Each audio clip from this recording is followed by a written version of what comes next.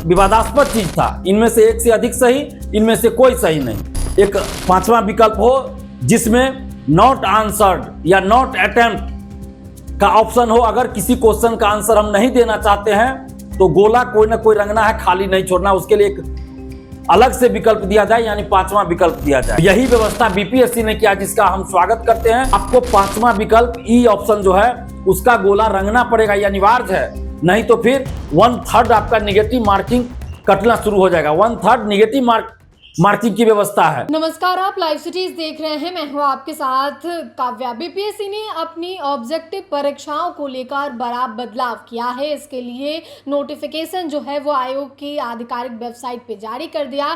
क्या कुछ वेबसाइट पे नोटिफिकेशन जारी किया गया है बीपीएससी के द्वारा, वो हम आपको बताएंगे कि कैसे अब जो ऑब्जेक्टिव परीक्षाएं होंगी, यानी कि जिसमें ABCD, अब इसमें ई ऑप्शन भी होंगे। और इसको लेकर आयोग के द्वारा साफ साफ अपने नोटिफिकेशन में कह दिया गया है कि अब ई का भी जो आंसर है वो देना अनिवार्य होगा, नहीं तो 1/3 मार्क्स जो है वो काट लिए जाएंगे। आयोग के द्वारा ये जानकारी जो है वो आधिकारिक वेबसाइट के माध्यम से दी गई है। दरअसल आपको बता दें तो बीपीएससी अपनी MCQ आधारित परीक्षाओं के नियमों में अहम बदलाव किया। आयोग का कहना है कि इस नई व्यवस्था से परीक्षा प्रक्रिया अधिक पारदर्शी, व्यवस्थित और अनुशासित बनेगी। यह नियम आगामी सभी परीक्षाओं में लागू होगी। अब तक बीपीएससी परीक्षाओं ने प्रत्येक प्रश्न के लिए 4 विकल्प यानी कि ABCD दिए जाते थे।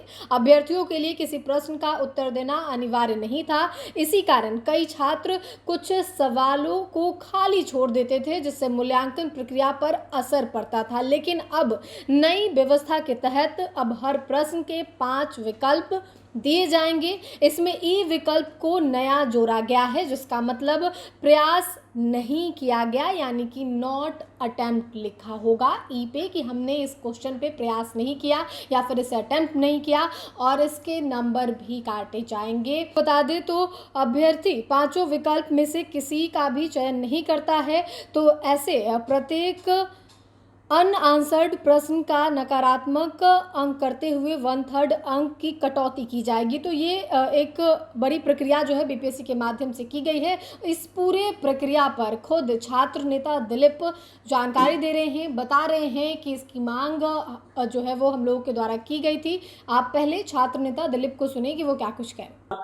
दोस्तों, बीपीएससी ने आगामी MCQ आधारित सभी परीक्षाओं में एक पांचवा ऑप्शन ई ऑप्शन लाने का फैसला लिया है, जिससे संबंधित एक नोटिस कल बीपीएससी ने जारी किया था।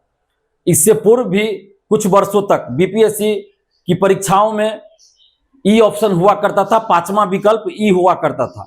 लेकिन उस पांचवें विकल्प ई ऑप्शन में और अब जो व्यवस्था की गई है ई ऑप्शन, इन दोनों पांचवें विकल्प में अंतर है। इस चीज को समझना पड़ेगा। जब पहले ई ऑप्शन लाया गया था उसमें ई ऑप्शन में 2 ऑप्शन होते थे, इनमें से एक से अधिक सही, इनमें से कोई सही नहीं। ये दोनों ऑप्शन एक साथ ई ऑप्शन में हुआ करता था, जिसका कि हम लोगों ने विरोध किया था। इसके विरोध में आंदोलन भी हमने किया था। उसके बाद बीपीएससी ने ई ऑप्शन को हटा दिया, जो कि छात्र हित में था। हम लोग के आंदोलन के बाद उस समय ई ऑप्शन को हटाया गया, क्योंकि उसमें विवादास्पद चीज था। इनमें से एक से अधिक सही, इनमें से कोई सही नहीं।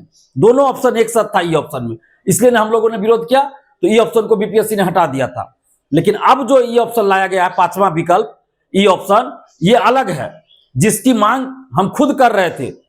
1.5-2 वर्षों से हम ये मांग कर रहे थे सभी परीक्षाओं में, बीपीएससी, बीएसएससी, दरोगा सिपाही बहाली, सभी में हम ये मांग कर रहे थे।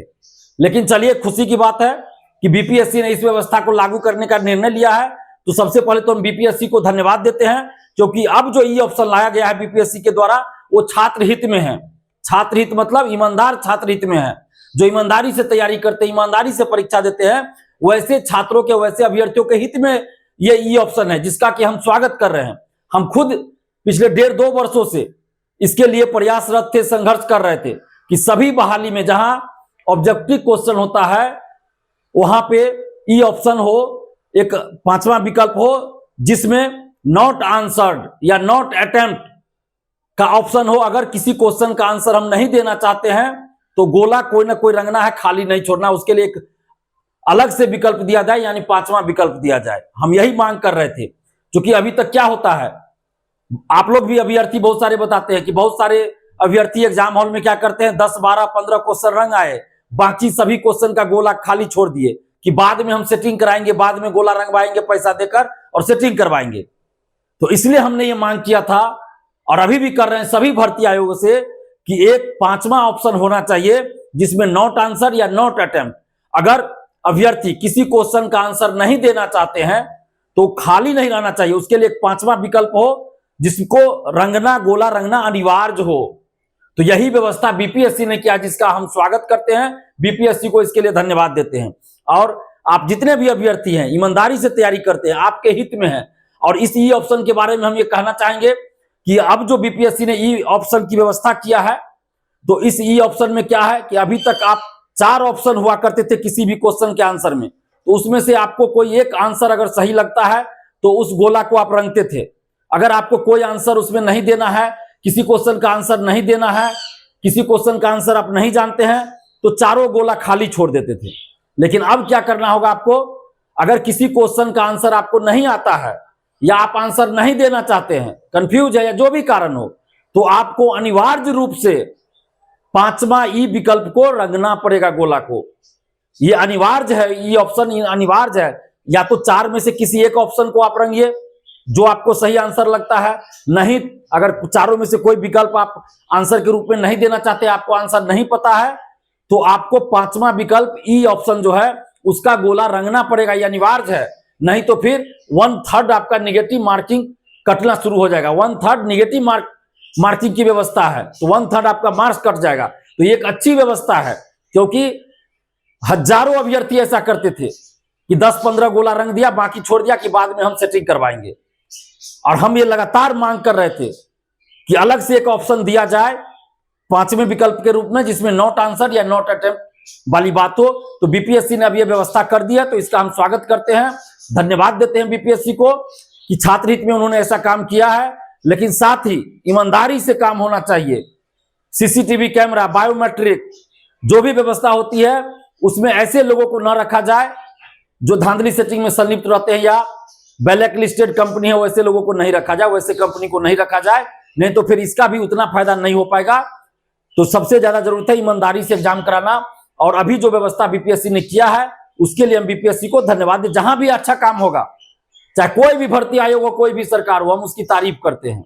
और हम तो खुद ये मांग कर रहे थे, लगातार 2 वर्षों से ये मांग हम कर रहे थे, 1.5-2 वर्षों से।